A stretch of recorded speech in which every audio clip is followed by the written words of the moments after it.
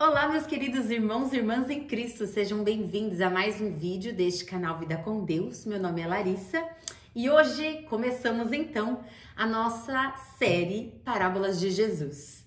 Se você ainda não viu o primeiro vídeo, o vídeo introdutório, eu peço por favor que você assista.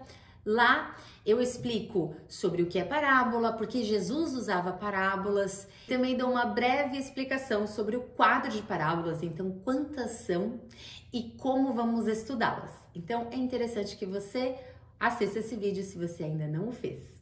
Vamos então começar pela primeira parábola relacionada aqui no quadro de parábolas dessa Bíblia, e é a parábola do semeador, ou dos tipos de solo, ou como o próprio Jesus se referiu, o lavrador que saiu para semear.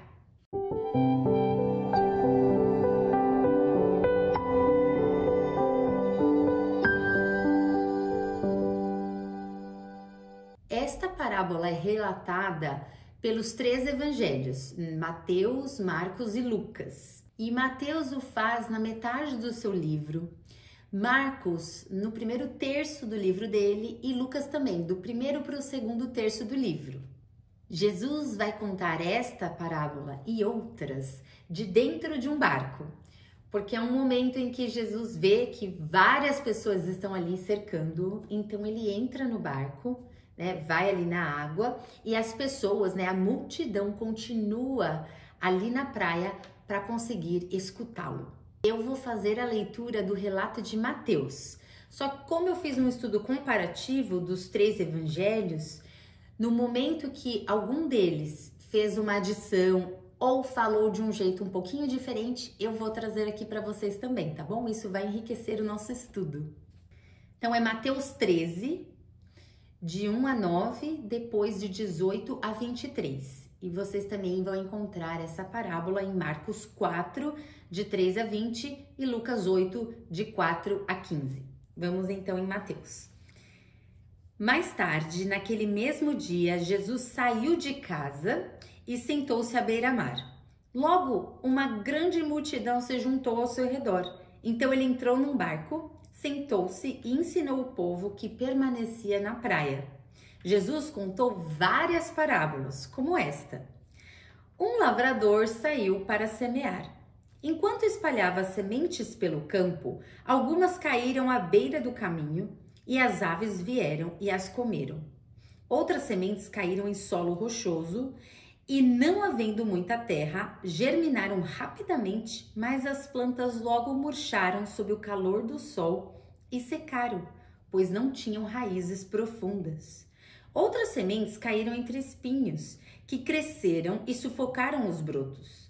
Ainda outras caíram em solo fértil e produziram uma colheita 30, 60 e até 100 vezes maior que a quantidade semeada. Quem é capaz de ouvir, ouça com atenção. Aí Jesus explica por que ele usa parábolas quando ele fala ao povo, que a gente comentou no vídeo anterior. Então, do 10 ao 17 ele vai fazer isso, e aí voltamos agora no 18.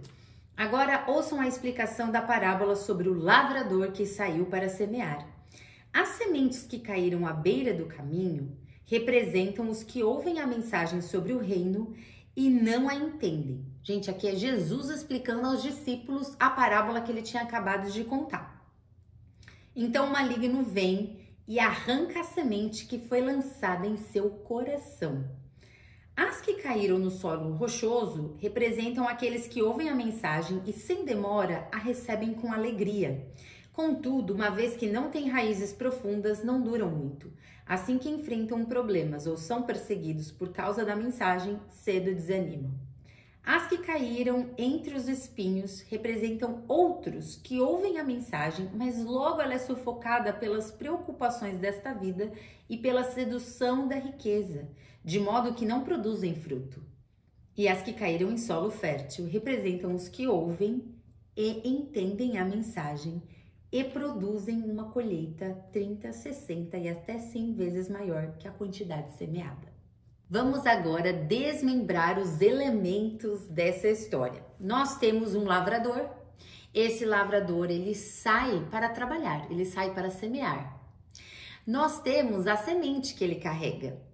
O próprio Jesus vai explicar em Mateus 13:19, né, como nós lemos aqui, e também em Lucas 8:11, o que é essa semente. Ele diz assim em Mateus 13:19: as sementes que caíram à beira do caminho representam os que ouvem a mensagem sobre o reino.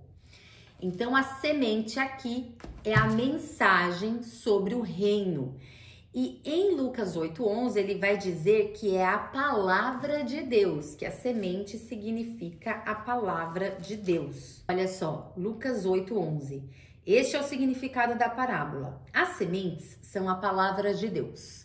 Tá, então a gente já sabe que a semente é a palavra de Deus, é a mensagem sobre o reino, palavras do próprio Jesus. O lavrador pode ser qualquer pessoa que está desempenhando esse papel de levar a mensagem sobre o reino ou a palavra de Deus. Então, o próprio Jesus ali falando com eles e também cada um deles depois no seu ministério, e podemos nos incluir nisso também toda vez que falamos sobre a palavra de Deus, levamos a mensagem sobre o reino.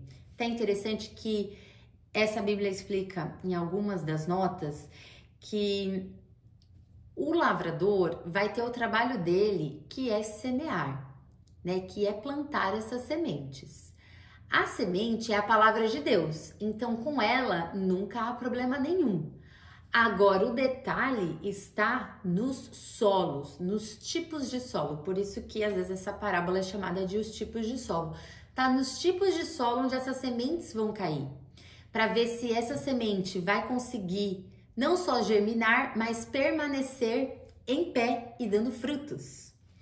E aí, continuando a falar dos elementos dessa parábola, nós temos então o lavrador, nós temos a semente, e aí nós temos a classificação de 4 tipos de solo. Um é a beira do caminho, o outro é o solo rochoso ou cheio de pedras, como Lucas coloca. O outro é cheio de espinhos e o outro é um solo fértil. Jesus fala que as sementes, né, que caíram ali na beira do caminho, as aves as comeram. Ele fala que tem esse segundo tipo de solo, que é esse solo rochoso ou cheio de pedras, que o que acontece? Ele é superficial, esse tipo de solo, porque ele mesmo diz que não tem muita terra e por isso não consegue ter as raízes profundas. Assim, logo as sementes conseguem germinar, porém, porque não tem muita terra, as raízes não são profundas, quando vem o sol forte, elas murcham. O terceiro é esse dos espinhos. E o que acontece? Até interessante como o Lucas coloca, que os espinhos cresceram com as sementes. Então, junto das sementes, os espinhos cresceram também. Então, não foram só sementes que cresceram. Junto delas, os espinhos cresceram. E aí, o que aconteceu? Esses mesmos espinhos sufocaram os brotos dessas sementes que estavam tentando ali florescer, que estavam tentando germinar.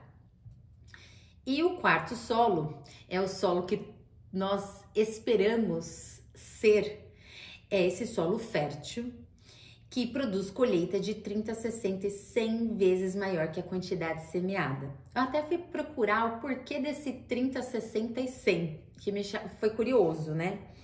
E assim, não tem nada tão conclusivo, mas é para dar uma ideia de extraordinária fecundidade espiritual. Ou seja, se a sua plantação dá 10 vezes mais daquilo que foi plantado, já foi um sucesso absoluto. Agora, dá 30, 60 ou até 100 vezes mais do que foi plantado, isso é porque Deus milagrosamente abençoou, que é o que Ele faz conosco. Quando essa palavra dele tem efeito na nossa vida, a ponto de produzir frutos, Não é que a gente seja demais, não. Ele é que faz esse crescimento ser estrondoso, porque é a bênção dele que faz germinar e produzir frutos assim, até 100 vezes mais do que o que foi semeado. E nós temos um exemplo disso em Gênesis 26:12, quando diz que Isaac, ele semeou e ele conseguiu colher 100 vezes mais do que o que ele tinha semeado, porque Deus o abençoou, o Senhor o abençoou. Se vocês quiserem, está em Gênesis 26:12. Aí, o que acontece? Os discípulos, em alta voz, perguntam a Jesus: Jesus, o que significa essa parábola?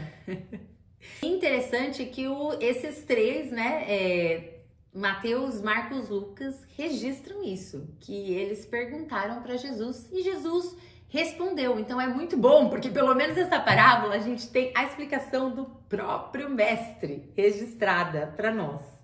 É interessante que antes dele responder, em Marcos, ele fala o seguinte, Marcos 4:11.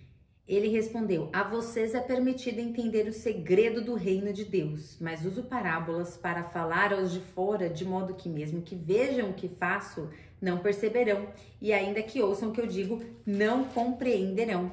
Do contrário, poderiam voltar-se para mim e ser perdoados.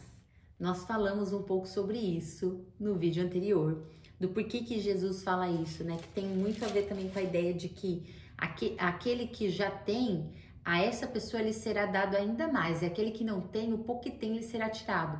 E parece assim, uma leitura seca, sem um contexto, sem entender a natureza de Jesus, que é uma coisa cruel até, né? Mas é porque Jesus, sendo o Deus, né, a pessoa da Trindade, que é onisciente e presciente, que conhece os corações, sabia do coração endurecido, que não queria entender o que ele estava fazendo. Inclusive, é um pouquinho antes disso, é interessante sempre poder ler um pouquinho antes, um pouquinho depois, muita coisa faz sentido. Em Mateus 12, né, que é um capítulo antes desse da parábola, ele tá ali explicando, tendo uma discussão com os fariseus. Porque olha só o que aconteceu um pouquinho antes dessa parábola. Em Mateus 12:22, Jesus tinha acabado de curar, né, de libertar, na verdade, um homem que era cego e mudo e que estava possuído por um demônio. Então tá escrito assim, Jesus o curou e ele passou a falar e ver, né? Admirada, a multidão perguntou: será que este homem é o filho de Davi? E falar que era o filho de Davi era entender que ele era o cumprimento da promessa, ou seja, ele era o Cristo, ele era o Messias, era reconhecer a natureza de Jesus. Aí tá no 24 assim: no entanto, quando os fariseus souberam do milagre, disseram: ele só expulsa demônios porque seu poder vem de Beelzebu, o príncipe dos demônios. Então, Jesus sabia quem estava escutando. Ele sabia que muitos deles eram esses aqui, que não só não queriam reconhecer o milagre que tinha acabado de acontecer, como queriam dar crédito ao demônio. Falar assim, olha, na verdade, ele só expulsa demônios porque o poder dele vem do Beelzebu, que é o príncipe dos demônios. E Jesus fala assim, escuta... Jesus, conhecendo os pensamentos dele, respondeu: todo reino dividido internamente está condenado à ruína. Uma cidade ou família dividida contra si mesma se desintegrará. Se Satanás expulsa Satanás, está dividido e luta contra si mesmo. Seu reino não sobreviverá. Se eu expulso demônios pelo poder de Beelzebu, o que dizer dos seus discípulos, dos discípulos dos fariseus? Eles também expulsam demônios, de modo que condenarão vocês pelo que acabaram de dizer. Mas se expulso demônios pelo Espírito de Deus, então o reino de Deus já chegou até vocês. E depois, um pouquinho só mais adiante, ele já vai falar que a árvore é identificada pelos seus frutos, se a árvore é boa, os frutos serão bons, se a árvore é ruim, os frutos serão ruins, raça de víboras. Como poderiam homens maus como vocês dizer o que é bom e correto? Pois a boca fala do que o coração está cheio. É daí que vem esse versículo. A pessoa boa tira coisas boas do tesouro de um coração bom, e a pessoa má tira coisas más do tesouro de um coração mau. Eu lhes digo, no dia do juízo, vocês prestarão contas de toda palavra inútil que falarem. Por suas palavras serão absolvidos e por elas serão condenados. Então Jesus estava falando por meio de parábolas justamente porque ele sabia que esse pessoal que achava que ele estava expulsando pelo próprio demônio ou qualquer um que se assemelhava a esse tipo de coração endurecido não conseguiria entender o que ele estava falando. Seria um enigma não solucionável. As parábolas só são entendidas por pessoas que têm um coração aberto e sincero. Não precisa ser nada mais do que isso. É aberto e sincero, desejoso de entender do Senhor. Então, voltando, os discípulos pedem então a explicação ao Senhor Jesus. E aí ele vai até falar, olha, vocês são abençoados, tá? Porque a vocês está reservado saber disso. Olha o que Jesus fala aos discípulos.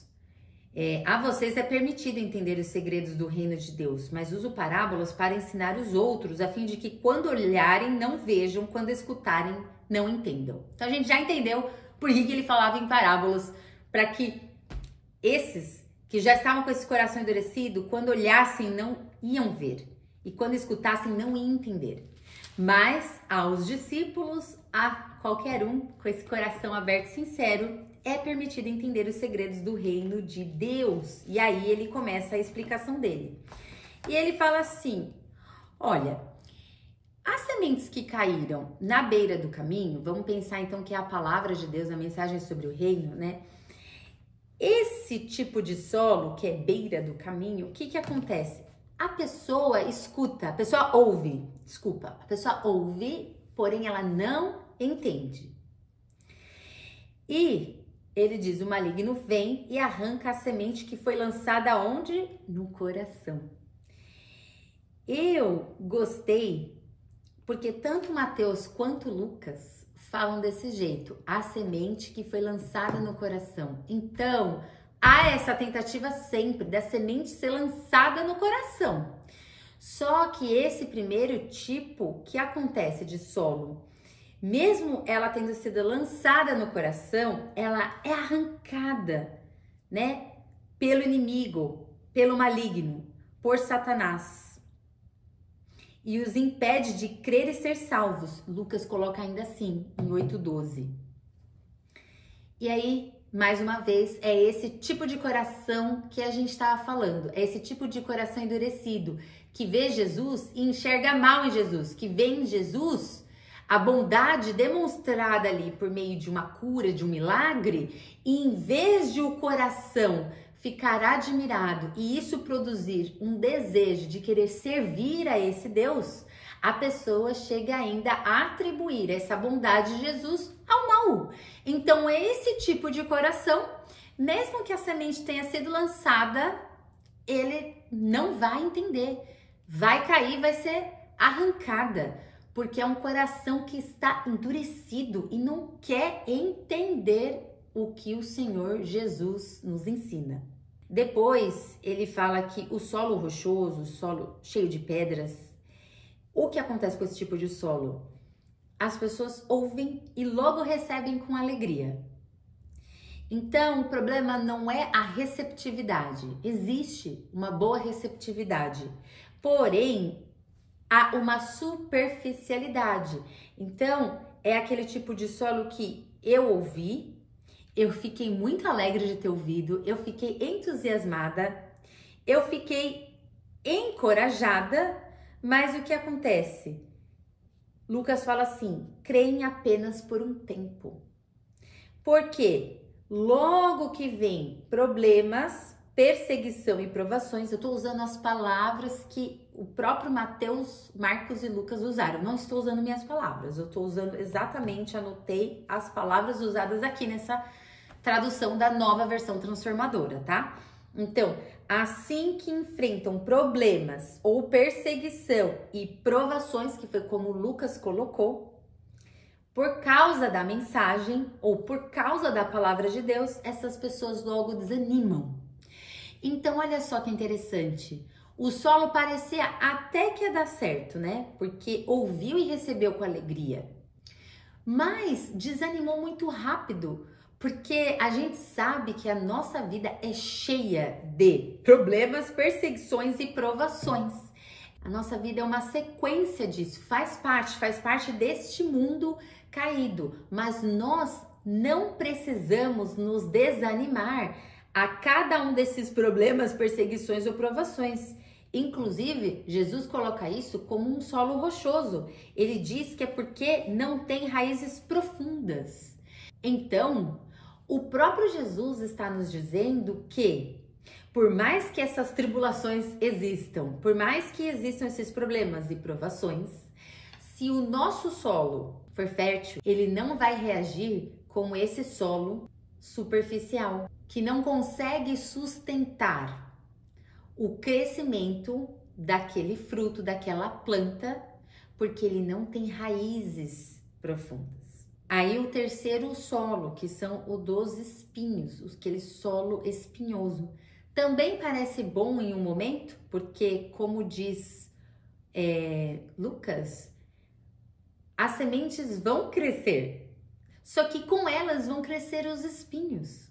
E aí Jesus explica que esses espinhos são as preocupações desta vida, a sedução da riqueza.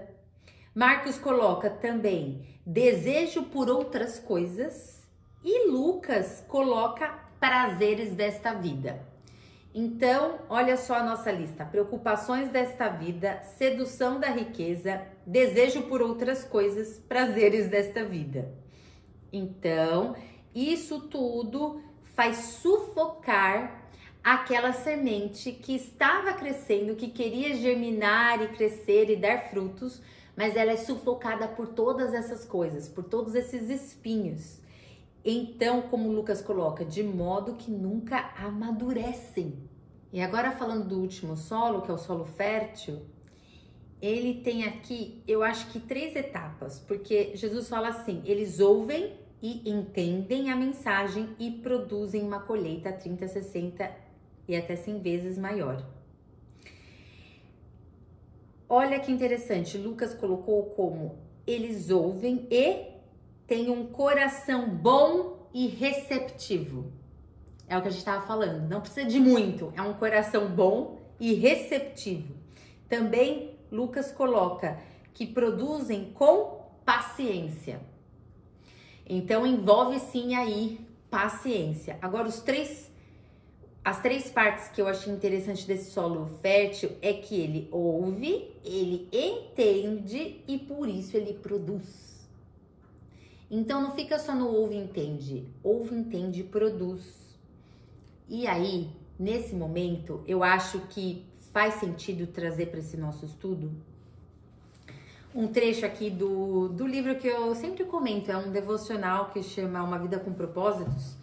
E aí tem uma parte que é Transformados pela Verdade, que ele fala da importância da gente colocar em prática, né, a palavra de Deus. Que é o que Tiago também fala, né, que nós sejamos não apenas ouvintes, mas que nós sejamos praticantes.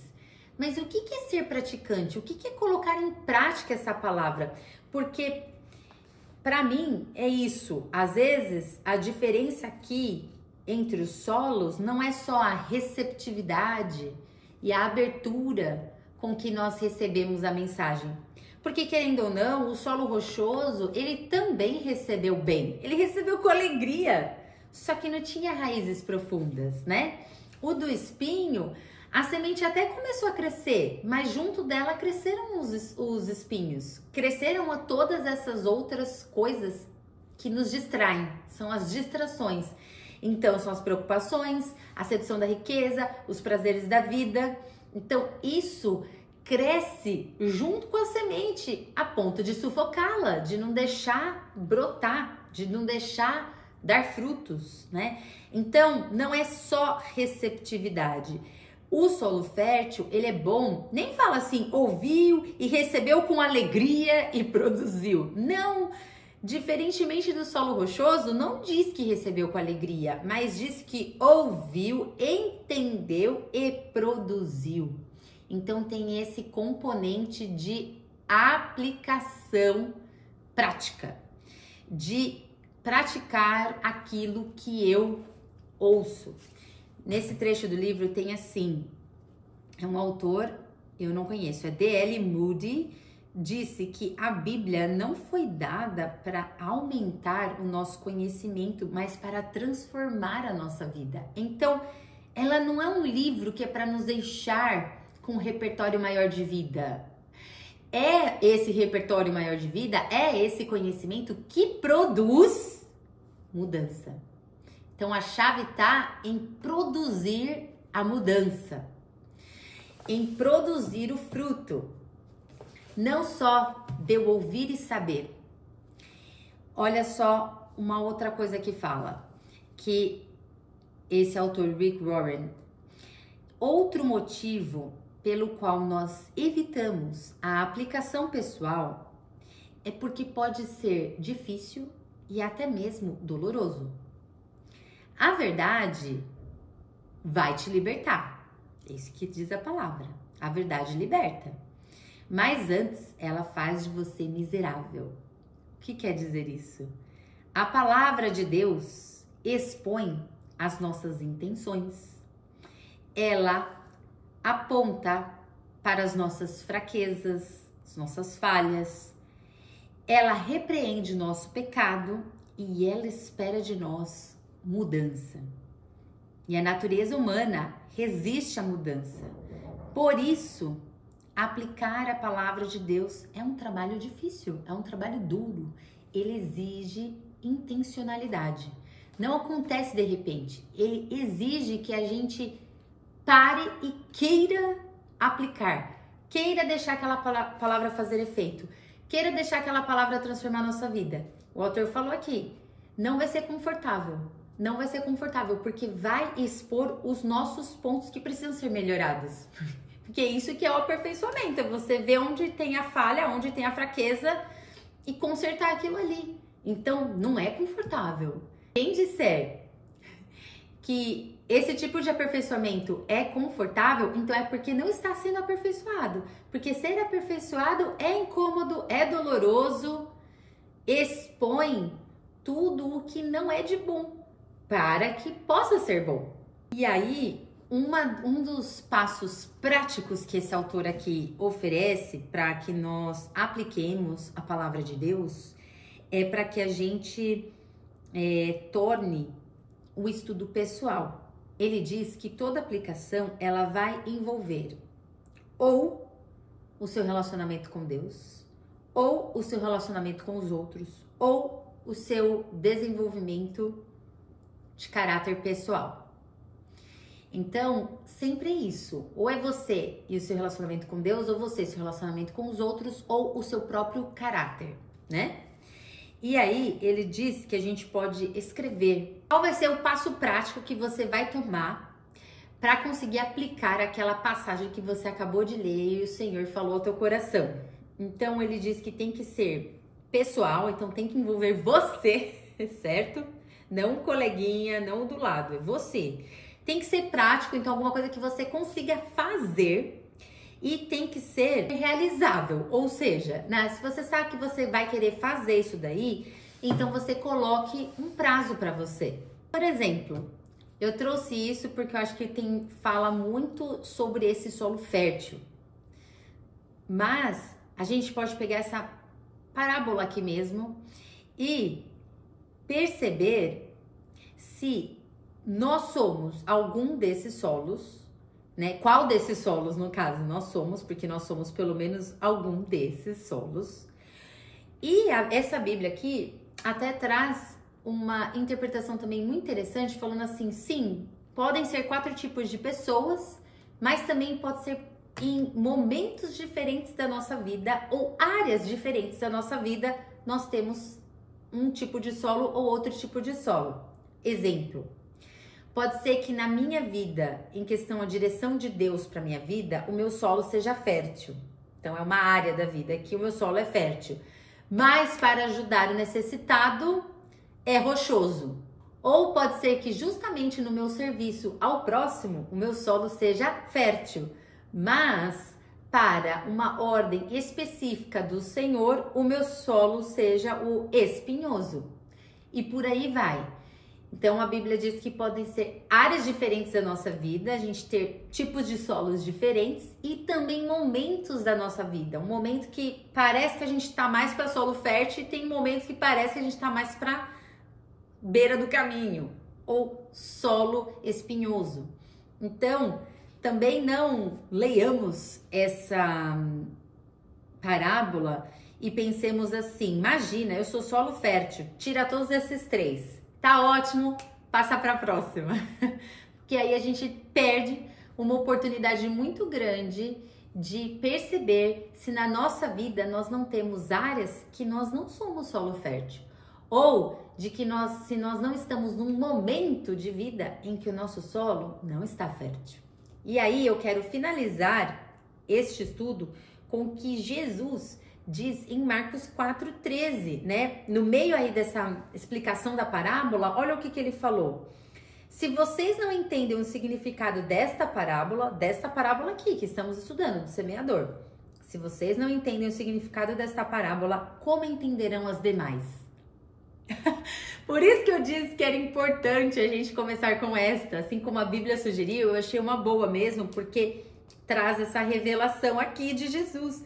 Se nós não entendermos o significado desta parábola aqui dos tipos de solo, como entenderemos as demais? Porque nós precisamos ser solo fértil para entendermos todas as outras parábolas. Nós precisamos ter um coração bom e receptivo, como diz Lucas. E nós precisamos ouvir, entender a mensagem e produzir. Ou seja, nós precisamos aplicar esse entendimento que tivemos, que foi dado pelo Espírito Santo do Senhor, e aplicarmos na nossa vida. Então, faça agora esse exercício. Veja se tem alguma área da sua vida em que você não está sendo solo fértil, ou se você acha que você está num momento da vida em que você não está sendo solo fértil.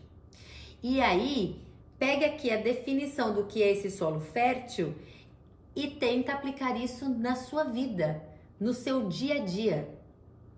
Outro bom jeito de conseguir aplicar aquilo que a gente ouviu e parece que a gente entendeu é continuar meditando sobre essa passagem alguns dias.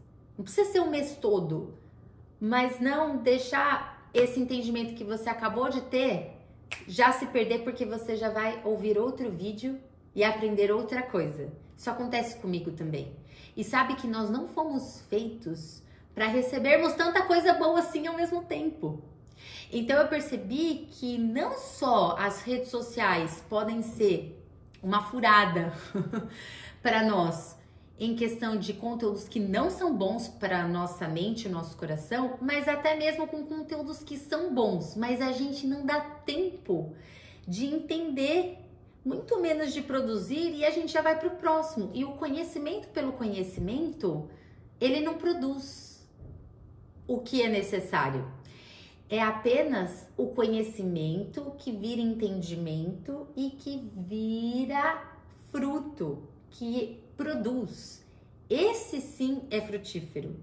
Então, seja muito consciente com suas escolhas, da quantidade de coisa boa também que você assiste e dê um tempo para o seu solo absorver tudo que ele precisa e deixar germinar tudo o que o Senhor tem preparado para você, porque Ele tem preparado uma colheita de 30, 60 e 100 vezes maior.